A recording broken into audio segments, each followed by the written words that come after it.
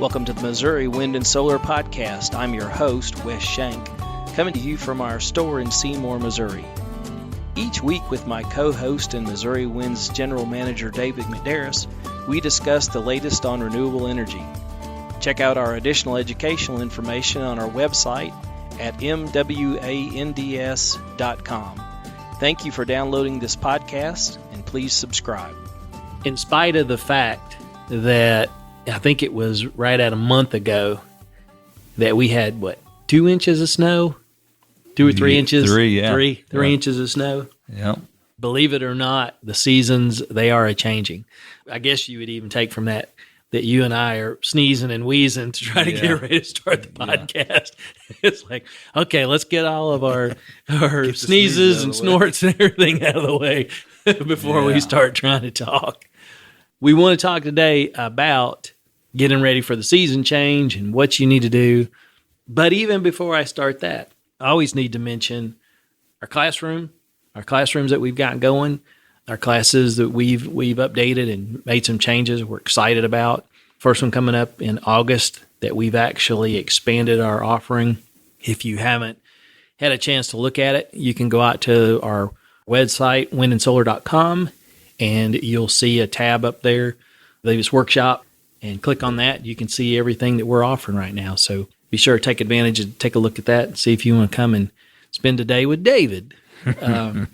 Having said that, let's talk about what is happening, whether you like it or not, to your stuff just because of the weather change. What do we need to be looking for, David? What's our minimum, maximum maintenance with any seasonal change that we need to take a look at? Minimum is connections. That's the bare minimum you'll need to look at would be connections.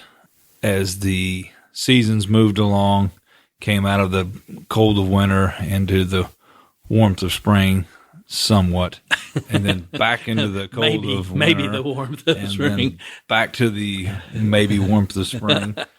As that happened, metal, as we all know, expands and contracts with the temperature. So as it was doing this on your battery terminal post, anywhere you had a metal-to-metal connection, you're going to find that it expands and contracts.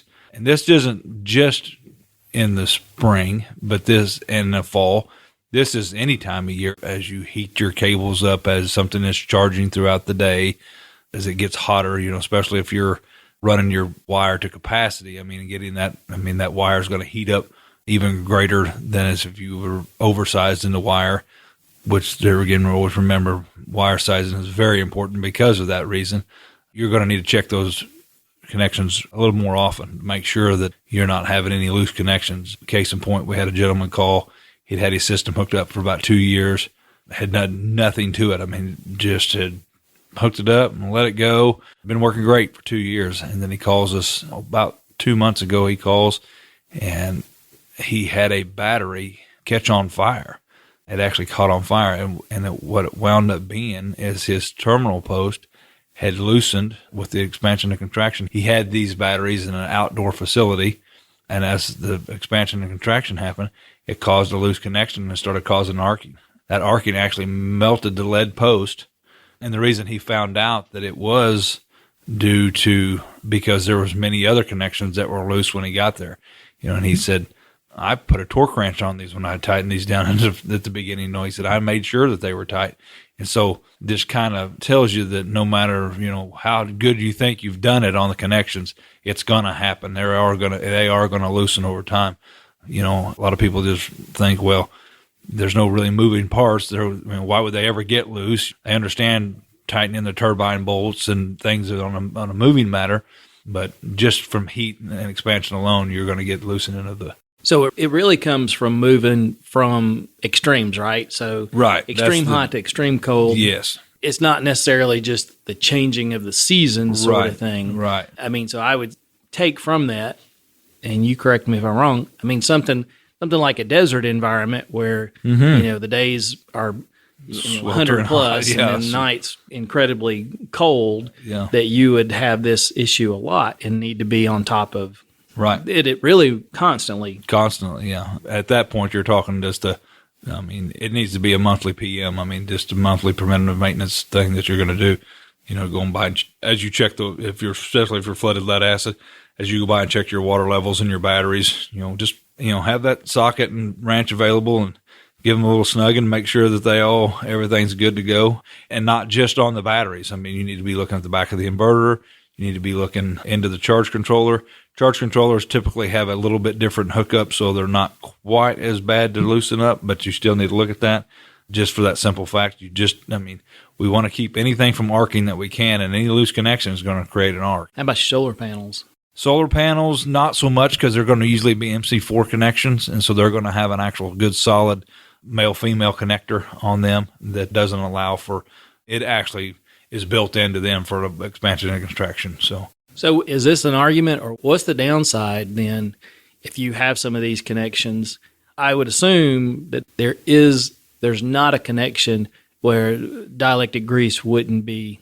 No, yeah, there's never. Positive. I mean, the dielectric grease, used conservatively, you don't want to just slather that stuff. Right. But used conservative, dielectric grease is always a good, because what it does is it helps eliminate that little gapping that's going to cause that arcing. It's going to remove those areas, and it's just going to cause a better transfer of electrons to be able to flow. So why wouldn't you then put a little solder everywhere?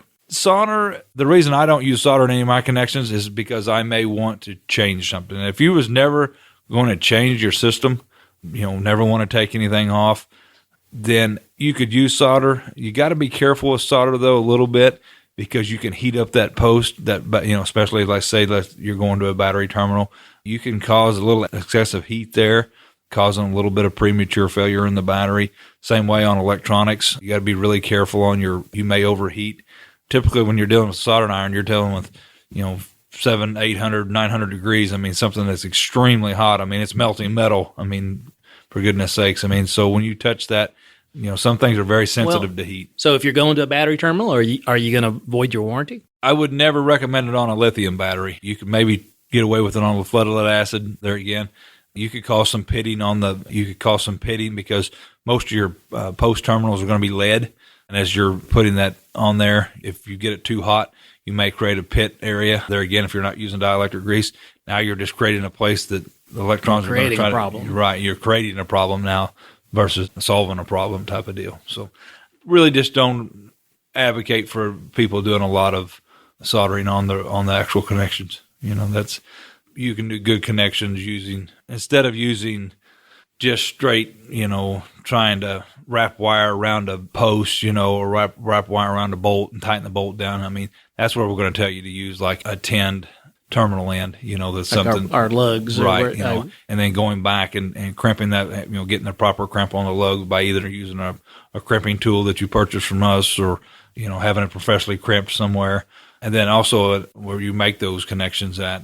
That is as things go, an incredibly inexpensive. Oh, yeah. Because that crimping tool's is it $25 or yeah, something? It's either $19.99 or $24.99, something like that. It's less than $30, and that particular one, it's not like a hand crimping tool. Right? Yeah. No, this can do up to 4/0, which is pretty. So if you were looking at that, by the time you got that and you got a handful of lugs, those lugs are. What are they? They're not, anywhere from 69 cents to $2.29 depending on the size. That would really be your best, would it not? Just your overall best. If you're doing it there again, if you want to make your own cables and do it yourself, definitely need something like that. If you're making your own cables when it comes to the MC4, we have our crimping pliers that makes that crimp. And if you're ever at the class, you're going to hear me talk about those over and over again. Because it's making a good crimp on a cable is, it's literally worth its weight in battery, because if you happen to get that wrong, you melt down a battery terminal post, now you've ruined the battery. This guy luckily happened to be there at the time, so there was no catastrophe as far as going farther than that, but very well could have been, he had he not been there, because it was literally melting the battery case, So was his just a non-crimped end that he was? No, it was his. Actually, it came from the extremes. Again, he had his. But I'm saying, was his cabling? Yeah, his was crimped ends. He had used crimped ends. So all that was good, but there again, as time went on, without checking his connections, it allowed for that expansion and contraction to happen. So, do we even have, even with the locking, still because what happens is, especially on a lead terminal, they're a little bit. You've worked with them. You can pull the bolt into them, so they can get. They're a little bit softer than the either the stainless or the grade 5 bolts that you're putting through there. And so what happens is as it expands, it pulls that bolt head into that lead just a little bit, and then as it actually goes back, it just keeps moving, and it starts leaving a little bit of gap. And that's just what it did. And that gap creates arc. That's everybody should know that as you're. That's what's causing the spark and the arc was when you start to connect onto a battery terminal post. When you get to that certain area, it's just like when if you rub your feet over this carpet right now and started to touch your finger, just about the time you get close to the table, it pops. And that's the same thing you're getting there. You're just getting a little bit of except sometimes that arc doesn't quit. There's a lot of built up energy there that's just going to keep going. Are all connections created equal in this? Is it? Yeah, every connection needs to be checked. Wind turbines, solar panels, whatever you're doing. Grounds. Speaking of grounds, this is a great time of the year that you need to really be checking your grounding. We got a lot of storms moving through the area, a lot of lightning, a lot of static electricity up in the air. You can almost feel it, in the air right now.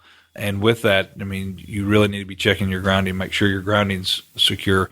Make sure that, another preventative maintenance thing that you can kind of do this time of year is if you don't have breakers in, that'd be a good time to, get some breakers put in your, a lot of people start out and they start small and that's the one thing they leave out is breakers, or fuses. Maybe start putting those in. That's a cheap, inexpensive insurance. Another thing you might want to start doing is looking at like surge protection devices, especially if you're using Midnight controllers or FM80s from Outback, any of your MPPT, any of your higher dollar, units, protect them on the other side with the surge protector, And since we're talking about connection, I know this is something that I know we've been aware of it, but we really haven't made a big move on talking about it. Since we're talking about connections, we got to talk about as you're going through and doing this maintenance, is taking a look at the length of your cabling, of making sure, as you're doing this maintenance, checking your cabling out and realizing if you have, how do we want to say it, out of balance cabling. Yeah, exactly. Out of balance lengthening, on your cable. Positive be negative, on the cables. It's a good time to correct that. Right. Definitely. And this goes on everything. This goes from your charge controller to your batteries. This goes from your battery to battery connections.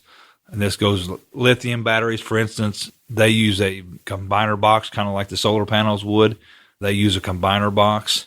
And so you want those lengths to be equal. If your one battery setting 10 foot from their farthest battery setting 10 foot from the combiner box, so you have to run 10-foot cables there, and your other one's 2 foot from it, you still need to be running 10-foot cable. If not, you can get some waterfalling effect. And most of your lithium battery people are going to tell you that that's going to be one thing that's really going to hurt the life of their batteries. Not going to void a warranty so much as it's just going to play into, you might lose 2-3 years on the battery life, And that's what's bringing the cost of these batteries when you look at the costing.